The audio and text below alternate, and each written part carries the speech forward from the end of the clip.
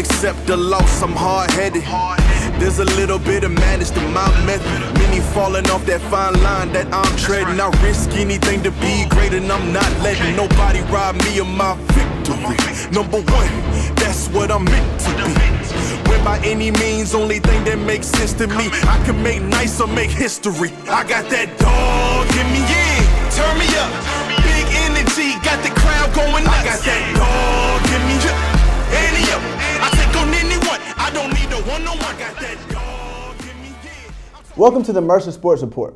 My name is Nakazi Hawkins, and I'm here to give you the report on all things Mercer sports. Here at Mercer, fall is for football, and that means that the Bears are gearing up for their time on the gridiron.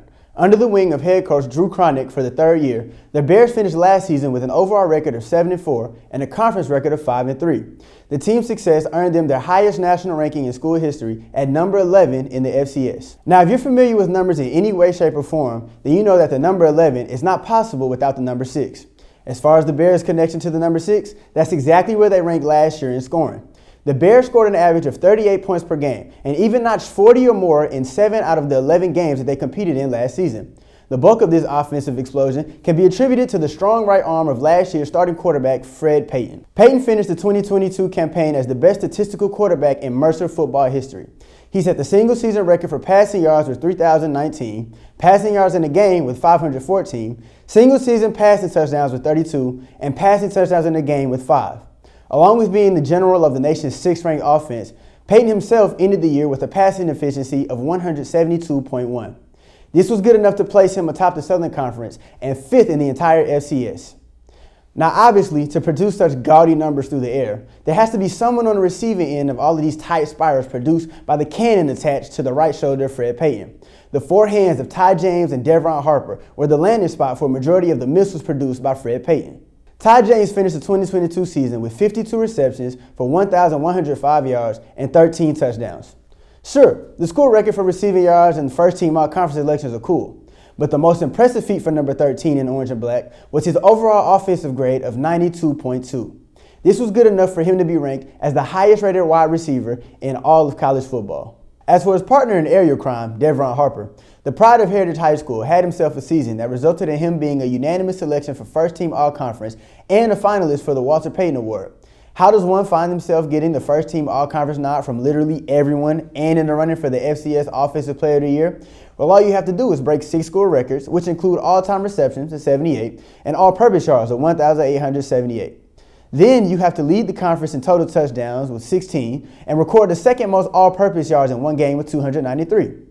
If you can manage to do all of this in just 11 games, then you can rock number 1 in the orange and black and you can call yourself Devron Harper. As impressive as the Bears were through the air, the rushing attack was nothing to gloss over. MU had 3 running backs with over 350 rushing yards. The catalyst for the Bears' ground and pound game was Al Wooten II. Wooten suited up for all 11 of Mercer's games last year and used his 130 carries to rack up 495 yards and 4 touchdowns. While the receiving core and rushing attack will produce some familiar faces in Five Star Stadium, the man responsible for getting the ball into the hands of these dynamic playmakers will be someone new. Carter Peavy will take the reins of the Mercer offense for the 2023 campaign. While the Bears' offense was responsible for lighting up the scoreboard, Mercer's defense was far from fond of big numbers. The defensive unit for the orange and black only gave up 22 points per game and gathered 24 takeaways during the 2022 season. This strong-arm defense was led by the second leading tackler in the entire Southern Conference, linebacker Isaac Dowling. Dowling recorded a team-leading 99 tackles, 9 tackles for loss, 2 interceptions, 1 sack, and 1 forced fumble. These numbers propelled him to a first-team all-conference selection. As Dowling held strong for the middle of the Bears' defensive unit, the last line of defense was commanded by 2 playmakers in their own right. Lance Wise Jr. and Miles Redding patrolled the no-fly zone and accounted for a combined 118 tackles and 3 interceptions. Their presence and production in the secondary earned them both spots on the Southern Conference's all-defensive teams.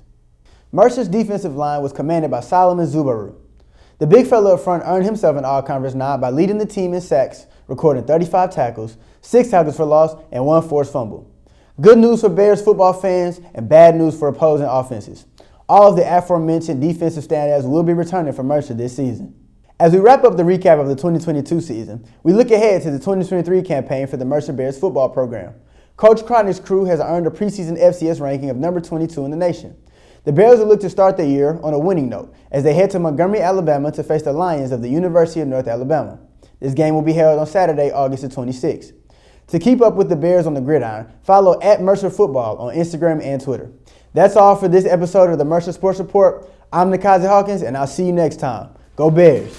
But you never seen a beast like me.